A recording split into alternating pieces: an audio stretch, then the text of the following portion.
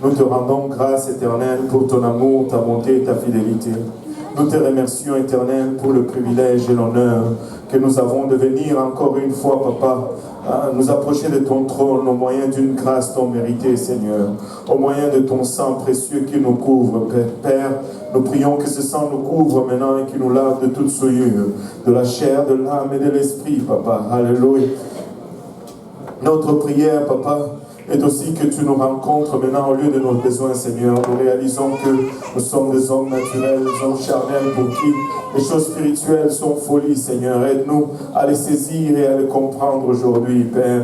Et que ces choses, Papa, trouvent une place dans nos cœurs où elles vont germer, produire de fruits et que ce fruit nous conduise jusque dans la vie éternelle. Et c'est avec action de grâce dans nos cœurs que nous te prions aujourd'hui dans le nom de Jésus. Que tout le monde dise au nom de Jésus. Pouvons-nous battre nos mains pour le Seigneur? Pouvons-nous lever nos voix et l'adorer juste pour le moment?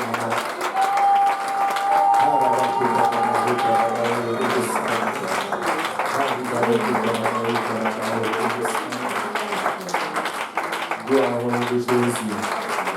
Gloire au nom de Jésus. Alléluia. Gloire à ton Saint-Nom, Seigneur. Il est plus que digne. Amen. Alléluia. Vous pouvez vous asseoir. Alléluia. Aujourd'hui, nous allons, comme vous l'avez deviné, probablement parler des nations. Amen. Alléluia. Nous avons tous une nationalité et des fois, nous sommes fiers de notre nationalité. Et des fois, nous ne sommes pas très fiers de notre nationalité. Mais nous appartenons tous à une nation quelconque, naturellement. Mais spirituellement, nous appartenons aussi à une nation, et celle-là n'est pas quelconque. Elle est unique. Amen. Mais si nous lisons la Bible, la première fois que nous voyons le terme nation, nous le voyons dans le livre de Genèse, chapitre 10. Parce que depuis la création jusqu'à Noé environ, toute la terre était constituée, si on peut le dire, d'un seul peuple. Le peuple de la terre parlait tous la même langue, ils étaient tous un seul peuple, il n'y avait pas de division en tant que telle. Mais à la sortie de l'arche, Dieu a demandé aux gens de se disperser. Genèse chapitre 9, je pense au verset 6 ou 7 par là. Genèse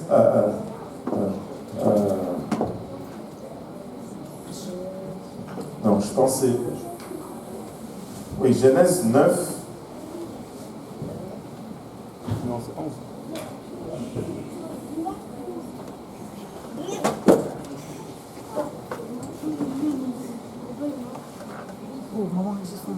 Au verset 7, et la Bible nous dit, et vous soyez féconds. Dieu est en train de renouveler un peu l'alliance ou les promesses à ces hommes qui sont sortis de l'arche. Il dit, et vous soyez féconds et multipliez-vous. Il leur dit, répandez-vous sur la terre et multipliez sur elle. Littéralement, il leur dit de se disperser sur la terre, de se répandre sur la terre, de s'éloigner l'un de l'autre et ainsi de remplir la terre. Mais l'obéissance à l'homme, à ce commandement n'a pas été différent à son attitude vis-à-vis de la parole de Dieu depuis le début. Le chapitre 11 nous dit comment l'homme a obéi à ce commandement. Quand nous arrivons au chapitre 11, nous voyons un homme rebelle au commandement de Dieu. La Bible nous dit toute la terre avait une seule langue et le même mot. Ils étaient juste un peuple ou une nation. Et comme ils étaient partis de l'Orient, ils trouvèrent une plaine au pays de Shinéar et ils y habitèrent. Ils se dirent l'un à l'autre, allons faisons des briques et cuissons-le au feu. Et la brique leur servit de pierre et le bitume leur servit de ciment. Ils dirent encore, allons bâtissons-nous une ville et une tour dont le sommet touche au ciel et faisons-nous un nom afin que nous ne soyons pas dispersés sur la face de toute la terre. Dieu leur dit, dispersez-vous, et eux, ils se disent, bâtissons une tour, pour que nous ne soyons pas dispersés sur la face de la terre, le contraire de ce que Dieu leur a demandé.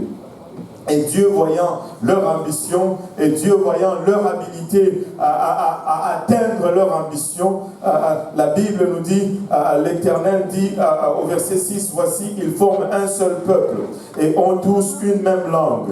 Et c'est là ce qu'ils ont entrepris maintenant, rien ne les empêcherait de faire tout ce qu'ils auraient projeté. Et il dit, allons, au verset 7, descendons et là confondons leur langue, afin qu'ils n'entendent plus la langue les uns des autres. Et Dieu est descendu et il a confondu leur langue.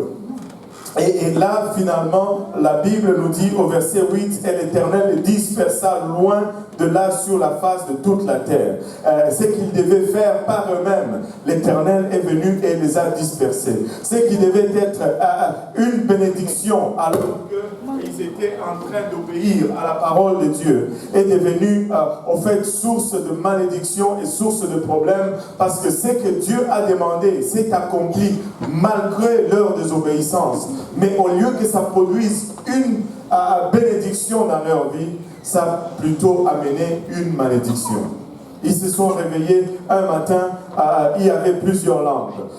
Ils ont commencé à parler, ils ne se comprenaient pas, et ainsi, parce qu'ils ne se comprenaient plus, ils se sont dispersés, qui à gauche, qui à droite, et ceux qui se comprenaient se sont regroupés. Ainsi, on a vu ce que la Bible décrit comme étant la naissance des nations.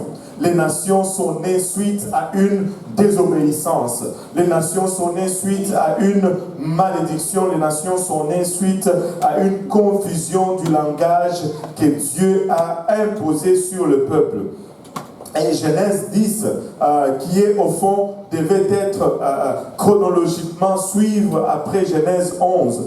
Mais Genèse 10 est un chapitre très très important. Tu vois un peu la progression dans Genèse 10 et le développement des différentes nations dans le livre de Genèse 10.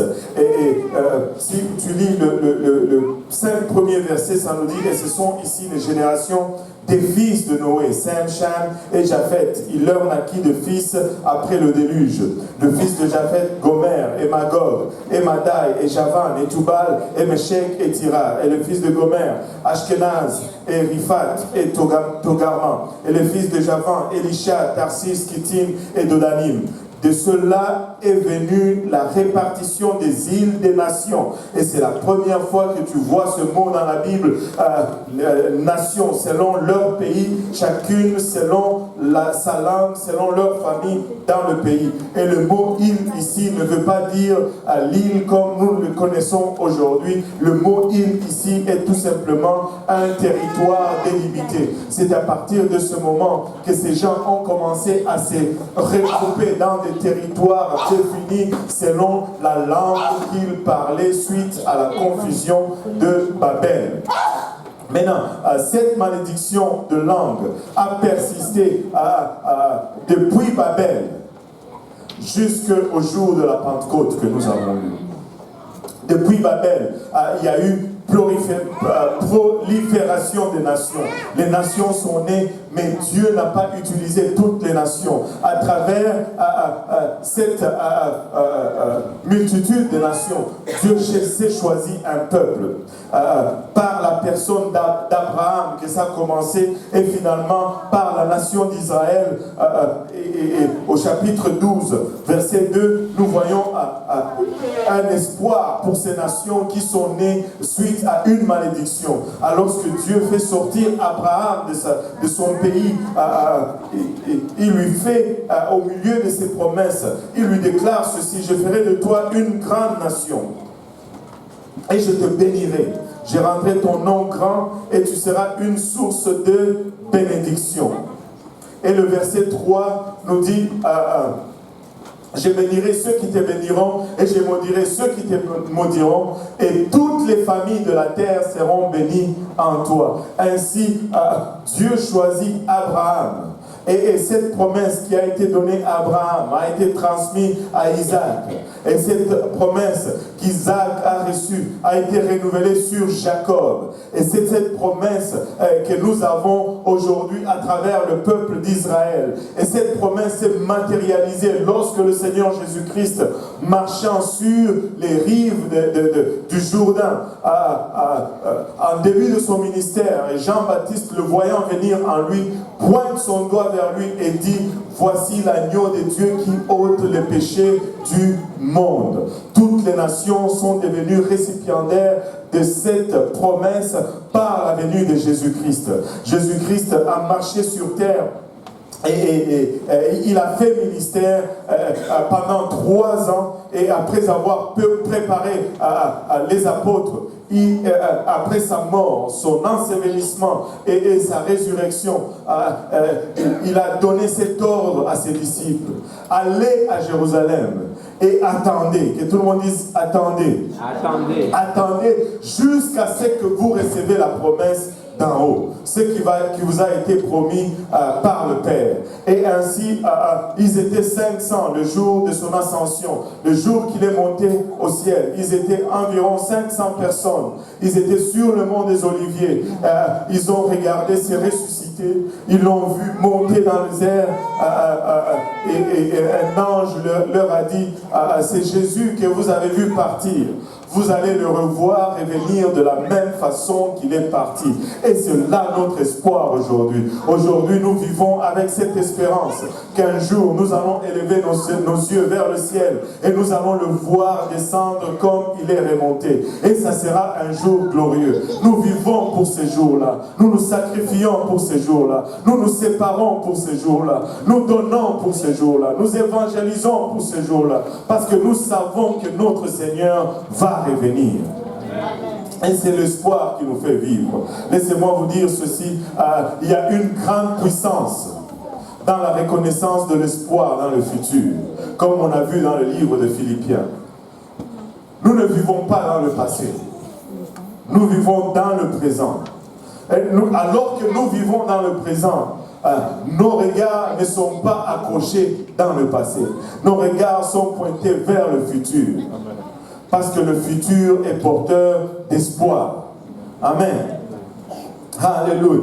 Maintenant, ils sont allés à Jérusalem et ils ont attendu. Pas un jour, ils ont attendu 2 jours. Pas 2 jours, ils ont attendu 3 jours. Pas 3 jours, ils ont attendu 4, 5, 6. Au 10e jour, la promesse de Dieu est descendue. Au 10e jour, la Bible nous dit, il eut un vent comme celui, il eut un bruit comme celui d'un vent impétueux qui a secoué la place où ils étaient. Ils ont entendu ce bruit et ils ont vu des langues semblables à des langues de feu qui sont descendues et qui se sont posées sur chacun d'eux. Et ils ont commencé à parler en d'autres langues. Mais cette fois-là, ils parlaient dans différentes langues. Mais cette fois-là, il y a eu quelque chose de particulier qui a pris place. À Babel, ils parlaient en différentes langues, mais ils ne se comprenaient pas. Et ça a causé la division. Les gens se sont éparpillés. Mais quand ils sont arrivés, alléluia, à Jérusalem, le jour de la Pentecôte, quand ils ont commencé à parler en langue, ce jour-là, la malédiction a été levée. Parce que la Bible nous dit, au verset 6, au bruit qui eut lieu, la multitude accourut et elle fut confondue parce que chacun les entendait parler dans sa propre langue. Imaginez-vous toutes ces multitudes qui étaient là. Et ils entendent ces gens parler, mais chacun l'entend parler dans sa langue. C'est comme si je parlais aujourd'hui en français et que la sœur Rebecca m'entend c'est quoi ta ambassade? Comment on dit bonjour ambassade? Pardon? Beyeka? Meyega. C'est comme je dis bonjour, mais elle comprend Meyega. Et l'autre, elle comprend beauté. Et l'autre, elle comprend comment y est. Et Maxime comprend bonjour.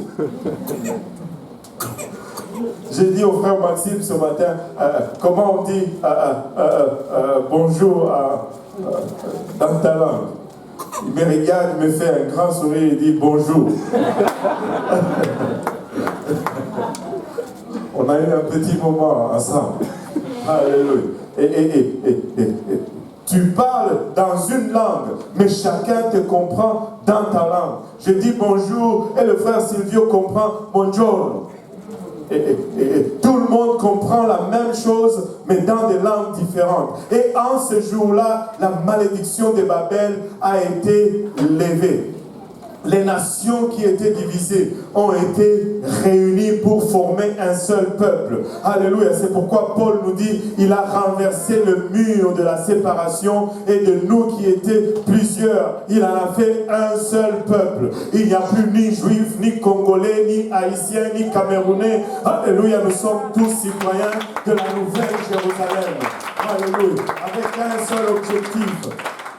Alléluia.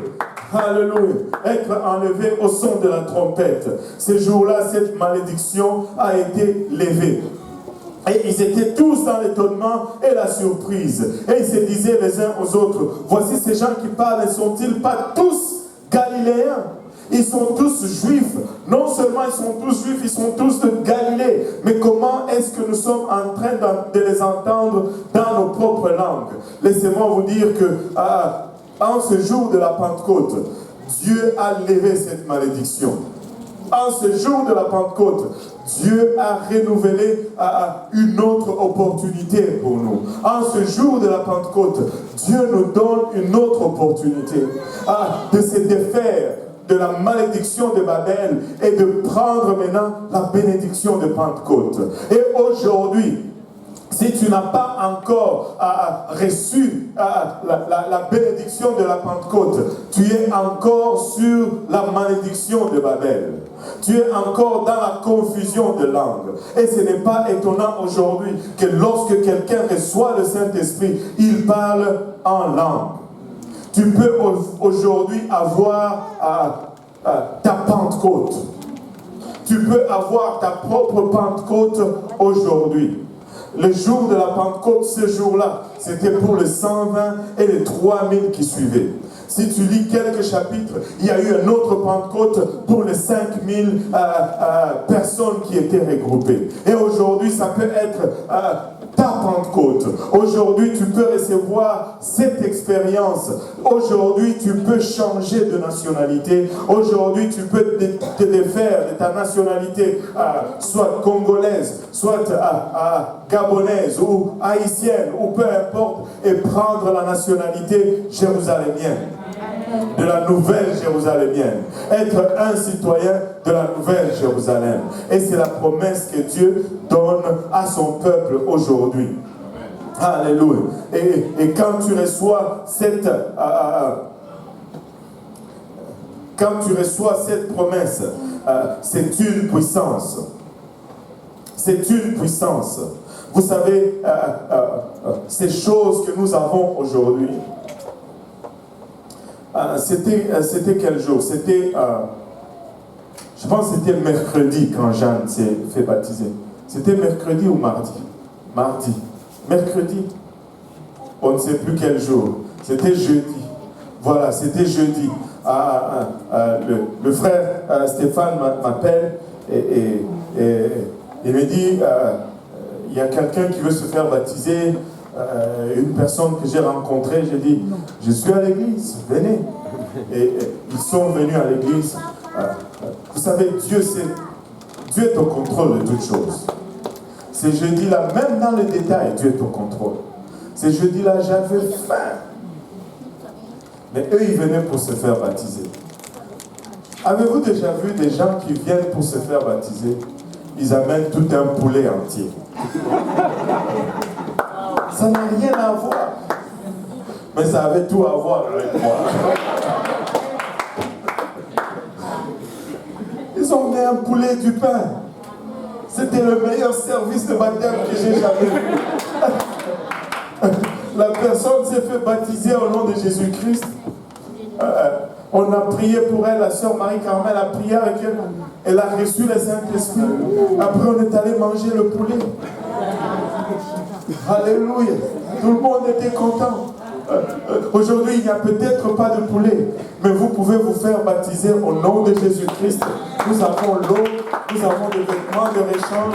Ça ne prend que votre obéissance.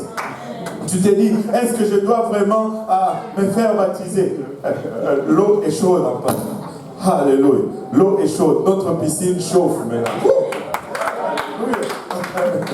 Alléluia. Et vous savez quoi? Aujourd'hui, si tu es là, tu n'es pas encore baptisé au nom de Jésus-Christ, la Pentecôte t'attend. Tu peux lever cette malédiction de Babel. Tu peux revêtir Christ dans les eaux du baptême et effacer comme ça tous tes péchés. Aujourd'hui, si tu n'as pas encore reçu le baptême du Saint-Esprit avec l'évidence de parler en langue, tu peux parler en langue aujourd'hui et lever ainsi la confusion de Babel. Écoute, Babel a jeté le monde dans la confusion, mais Pentecôte a remis le monde dans l'unité, alléluia, dans l'harmonie avec l'Esprit de Dieu, encore une fois. Amen. Par la langue, Dieu a divisé, mais par la langue, Dieu réunit encore une fois aujourd'hui. Vous savez, si ce n'était la langue, nous n'allons même pas être dans l'église aujourd'hui. Si ce n'était pas du parler en langue, aujourd'hui, il y a des chrétiens qui disent non, le parler en langue n'est pas nécessaire. Savez-vous que si ce n'était pas le parler en langue, nous n'allions pas être dans l'église en tant que païens? Parce que quand les premiers païens sont venus pour entrer dans l'église, les apôtres, qui avaient dit que la promesse était pour tout le monde, pour tous ceux qui sont au loin, en aussi grand nombre que le Seigneur notre Dieu les appellera. Quand c'était le temps de faire rentrer le premier païen dans l'église, les apôtres étaient hésitants. Pierre, il fallait que Dieu lui montre une vision. Et après avoir lui montré une vision, il fallait que Dieu lui parle. Et après lui avoir parlé, il a pris des témoins juste au cas où ce n'était pas la voix de Dieu. Il est parti finalement chez Corneille. Arrivé chez Corneille, il a commencé à prêcher. Acte 10, donnez-moi le verset, Acte 10. On peut commencer à partir du verset 40 ou par là à peu près. Là. Acte 10. 40, j'ai dit 40, pardon. Donne-moi 39 alors. Ou 38. Vous savez comment Dieu a oint du Saint-Esprit et de force Jésus de Nazareth, qui allait de lieu en lieu, faisant du bien et guérissant tous ceux qui étaient sous l'empire du diable, car Dieu était avec lui. Et le prochain verset, il dit, nous sommes témoins de tout ce qu'il a fait dans le pays des Juifs et à Jérusalem. Ils l'ont tué. Jésus est mort. Et il est en le pendant au bois. Le verset suivant, Dieu l'a ressuscité le 3e jour et il a permis qu'il apparût non à tous les peuples, mais aux témoins choisis d'avance par Dieu, à nous qui avons mangé, bu avec lui après qu'il fut ressuscité de mort. Qu'est-ce qu'il est en train de dire? Jésus est venu, il a prêché, il a été tué, il a été enseveli, mais il est ressuscité. Pierre est en train de prêcher l'évangile. Regardez par la suite. Il dit, et Jésus nous a ordonné de prêcher au peuple et d'attester que c'est lui qui a établi été établi par Dieu, juge des vivants et des morts. Et le verset 43, tous les prophètes rendent de lui le témoignage que quiconque croit en lui reçoit par son nom le pardon des péchés. Et quand on arrive au verset 44, comme Pierre prononçait encore ces mots, le Saint-Esprit descendit sur tous ceux qui écoutaient la parole. Tous les fidèles circoncis qui étaient venus avec Pierre furent étonnés de ce que le don du Saint-Esprit était aussi répandu sur les païens. Comment ils ont su qu'ils avaient reçu le Saint-Esprit? Car ils les entendaient parler en langue et glorifier Dieu. Et au verset suivant, alors Pierre dit, regardez ce que Pierre dit. Peut-on refuser l'eau du baptême à ceux qui ont reçu le Saint-Esprit aussi bien que nous? Peut-on leur refuser d'être baptisés alors qu'ils ont reçu le Saint-Esprit aussi bien que nous? La chose qui a rassuré Pierre, c'est qu'ils ont reçu le Saint-Esprit. Et comment Pierre a su qu'ils ont reçu le Saint-Esprit? C'est parce qu'il les a entendus parler en langue. Ou parce qu'ils les entendaient parler en langue et glorifier Dieu. Si ces gens n'ont pas reçu le Saint-Esprit, moi je suis d'avis que Pierre allait dire, bon, on va attendre un peu pour le baptême. Vous savez, c'est grâce au parler en langue que nous sommes dans l'église aujourd'hui, nous les païens. Parce qu'ils les ont entendus parler en langue. Il dit, vous devez être baptisés. Parce qu'il a vu la malédiction de Babel levée. Il dit, Alléluia, vous faites partie de notre nation aussi. Nous sommes un même peuple, une seule nation. Nous ne pouvons pas leur refuser l'accès au nom parce qu'ils ont déjà l'Esprit. Écoutez, aujourd'hui, si vous êtes là et que vous n'êtes pas encore baptisé au nom de Jésus-Christ, vous pouvez l'être aujourd'hui. Nous avons l'eau, nous avons des vêtements de rechange, nous n'avons même pas besoin de véhicule pour aller à Saint-Laurent. Alléluia. Alléluia. Et nous pouvons le faire ici sur place. Et si vous n'avez pas encore reçu le Saint-Esprit, vous pouvez le recevoir aujourd'hui avec l'évidence de parler en langue. Et maintenant, peut-être que tu es là, tu dis, est-ce que j'ai vraiment besoin de recevoir le Saint-Esprit?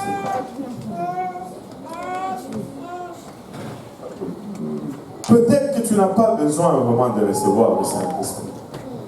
Mais tu as le privilège de recevoir le Saint-Esprit. Le Saint-Esprit. J'étais dans une étude biblique hier et on m'a apporté un souci en ce qui concerne l'Église. On m'a dit que nous poussons trop les gens à recevoir le Saint-Esprit.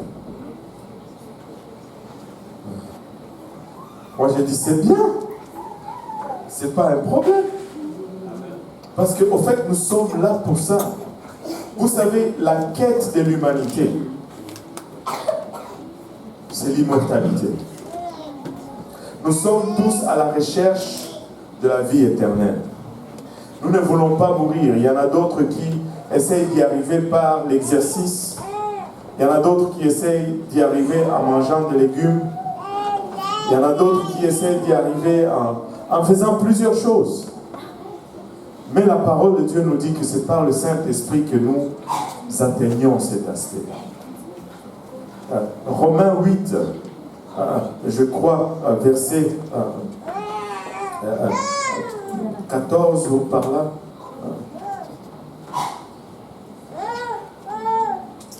Romains 8.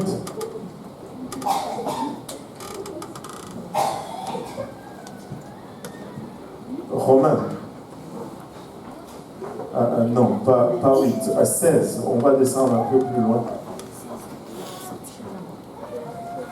Car on va y aller. Car tous ceux qui sont conduits par l'Esprit de Dieu sont fils de Dieu. C'est une chose que de recevoir l'Esprit. Mais non seulement il faut le recevoir, mais il faut se laisser conduire par l'Esprit. Amen. Alors, on peut avoir l'Esprit, mais on n'est pas encore fils de Dieu. Mais quand on est conduit par l'Esprit, c'est là qu'on devient fils de Dieu. Il faut être soumis à l'Esprit qui est en nous. Amen. Et par la suite, oh, si nous sommes enfants, nous sommes aussi héritiers de Dieu et co-héritiers de Christ. Qu'est-ce qui fait que nous soyons héritiers de Dieu? C'est que nous sommes conduits par l'Esprit et que nous sommes devenus maintenant fils de Dieu. Si nous ne sommes pas fils de Dieu, nous ne sommes pas co-héritiers. C'est 11. Waouh! On était déjà dans les promesses. On va revenir à verset 10. Donne-moi Romains 8, 10. Et si Christ est en vous, le corps, il est vrai, est mort à cause du péché, mais l'esprit est vie à cause de la justice. Et le verset 11 nous dit, et si l'esprit de celui qui a ressuscité Jésus d'entre les morts habite en vous, si le Saint-Esprit habite en vous, c'est lui qui a ressuscité Christ d'entre les morts, rendra aussi la vie à vos corps mortels par son esprit qui habite en vous. Comment est-ce que Dieu nous donne l'immortalité? C'est par le Saint-Esprit qui habite en nous. La seule raison pourquoi l'Église est restée sur terre, c'est pour que les gens reçoivent le Saint-Esprit. C'est pour que nous puissions recevoir le Saint-Esprit. Tu n'as peut-être pas besoin de recevoir le Saint-Esprit, mais tu as le privilège, Dieu te donne le privilège de recevoir le Saint-Esprit.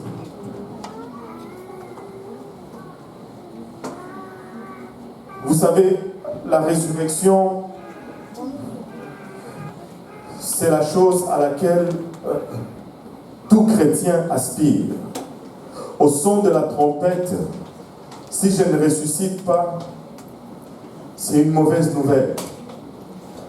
Au son de la trompette, au signal de l'archange, j'ai besoin de ressusciter. Parce que si je ne ressuscite pas là, oui, je veux revenir à la vie un peu plus tard, mais c'est pour les jugements et ça ne va pas être bon pour moi.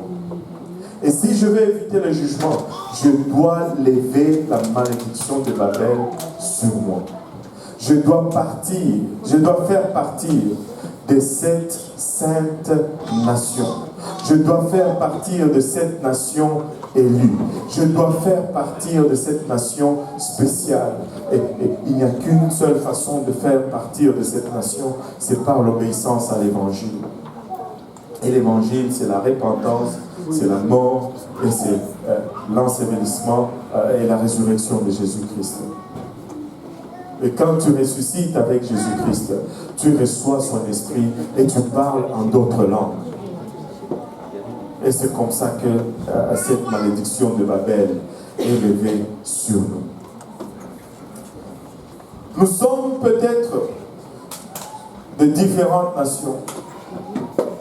Et des fois, certaines personnes estiment leur nation supérieure à d'autres. Des fois, on pense que telle nation est mieux que telle autre, ou telle nation est supérieure à telle autre nation. Mais laissez-moi vous dire qu'il n'y a qu'une seule nation qui est au-dessus de toutes les nations. Et c'est la nation qui provient de Jérusalem céleste. Parce que toutes les autres nations vont rester ici sur terre. Et si tu lis la Bible, toutes les nations vont aller pour le servir. Toutes les nations vont être au service de cette seule et unique nation. Et aujourd'hui, Dieu nous donne l'opportunité de faire partir de cette grande nation. Et si vous êtes là et que vous n'avez pas encore cette citoyenneté, il n'y a pas un délai de 4 ans pour avoir cette citoyenneté. Il n'y a qu'une seule chose qui est requise. Les désirs de ton cœur. As-tu soif aujourd'hui? Quiconque a soif, qu'il vienne et qu'il boive de cette source intarissable qui est Jésus-Christ. Ah, nous levons tous ensemble.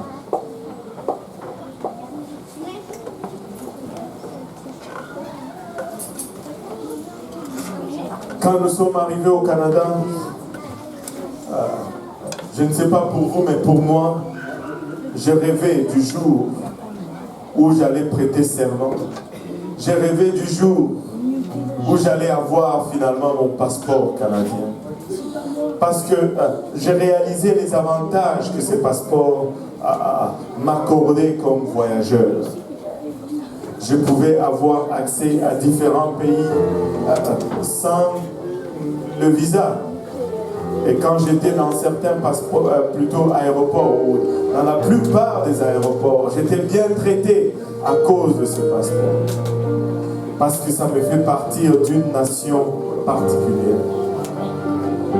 Et l'invitation que nous lançons aujourd'hui, c'est pour appartenir à une nation encore supérieure, dont les avantages ne se limitent pas seulement sur cette terre, mais même au-delà. Vous savez, avec le passeport canadien, il y a une prison à laquelle je ne peux pas échapper. Et c'est la prison que tout le monde est appelé à visiter à un moment donné dans notre vie. La prison de laquelle nul s'échappe. Mais en ayant le passeport de Jérusalem, même cette prison ne peut me retenir. Même cette prison qui est toujours construite 6 pieds sous terre ne peut me retenir. Et c'est ce que Jésus a fait pour moi, pour la plupart d'entre nous. Et c'est ce que Jésus peut faire pour toi. Pouvons-nous fermer nos yeux pour un moment et laisser nos têtes en élevant nos voix vers le ciel. Père Céleste, nous te rendons grâce encore une fois pour ton amour, ta bonté, ta fidélité. Nous voulons te remercier, Papa, pour le privilège que nous avons d'être réunis dans ta présence, Papa. Et de réaliser, Seigneur, l'offre que tu nous fais et le prix que tu as payé pour que cette offre soit rendue possible, Seigneur. Et nous réalisons également une chose, c'est que nous sommes pécheurs, Seigneur, et que nous avons péché contre toi et toi seul, de sorte que tu es toujours juste dans tes jugements, Seigneur. Nous venons humblement demander pardon maintenant. Pardonne-nous. Pardonne-moi, Seigneur Jésus-Christ. Et pardonne-nous tous ensemble, Père. Alléluia. Et accepte-nous aujourd'hui, Seigneur. Père, merci pour ton sang. Et que ce sang nous lave maintenant de toute souillure de la chair, de l'âme et de l'esprit, Seigneur. Père, non seulement nous demandons pardon, mais nous engageons à marcher dans la voie de la droiture, Seigneur. Et nous réalisons que dans cette marche, nous avons besoin de ton aide, Seigneur. Aide-nous à ne pas nous détourner ni à gauche ni à droite, jusqu'à ce que tu reviennes ou jusqu'à ce que nous avons à ta rencontre. Au nom de Jésus, nous te prions ici. Au nom de Jésus, nous disons tous au nom de Jésus. Alléluia. Gloire au nom de Jésus. Alors que nous avons nos yeux fermés et nos têtes baissées, y a-t-il des gens parmi nous qui n'ont pas encore reçu le don du Saint-Esprit avec l'évidence de parler en langue? Si vous êtes là et que vous n'avez pas encore eu cette expérience, si vous pouvez juste lever votre bras, on veut juste voir qui vous êtes. Il y a une personne. Si vous n'avez pas encore reçu le Saint-Esprit avec l'évidence de parler en langue. Alléluia. 2 personnes. Vous savez, cette promesse est pour vous. Vous pouvez le recevoir aujourd'hui. Alléluia. Maintenant, à ceux qui ont levé leur bras, si vous voulez recevoir le Saint-Esprit, avant que toute la congrégation ne vienne à l'avant, je vais vous inviter à venir à l'avant, les hommes à ma gauche, les dames à ma droite, et on va prier ensemble. Et le Seigneur va nous visiter. Et si vous êtes là et que vous n'êtes pas encore baptisé au nom de Jésus-Christ, vous pouvez être baptisé aujourd'hui au nom de Jésus-Christ. Merci Seigneur. Vous pouvez venir juste ici à côté. On va prier avec vous et vous allez recevoir le don du Saint-Esprit avec l'évidence de parler en langue. Alléluia. Alléluia Seigneur. Alléluia. Si l'Assemblée peut nous joindre maintenant, on a besoin de quelques sœurs qui ont la foi et on va prier pour le don du Saint-Esprit aujourd'hui. Amen. Alléluia. Gloire au nom de Jésus.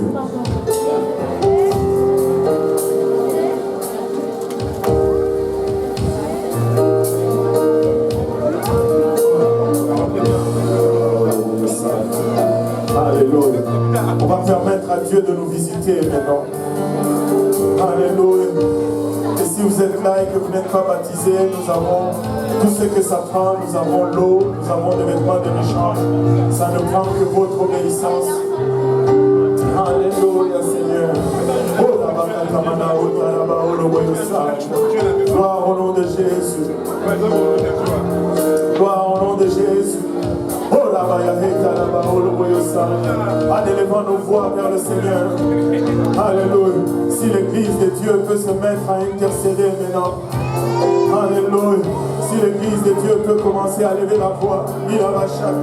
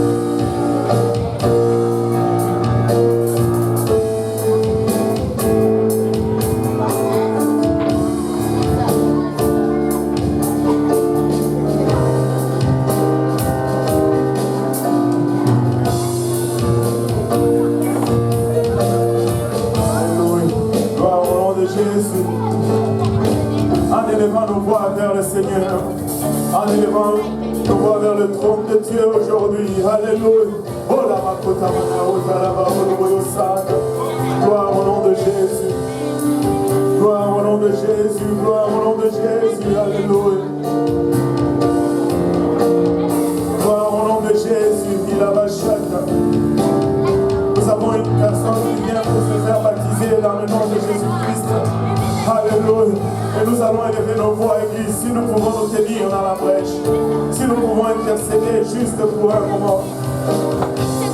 Alléluia Seigneur, Alléluia Jésus. Gloire à ton Saint-Nom Seigneur. Gloire à ton Saint-Nom Seigneur Jésus. On va chercher mon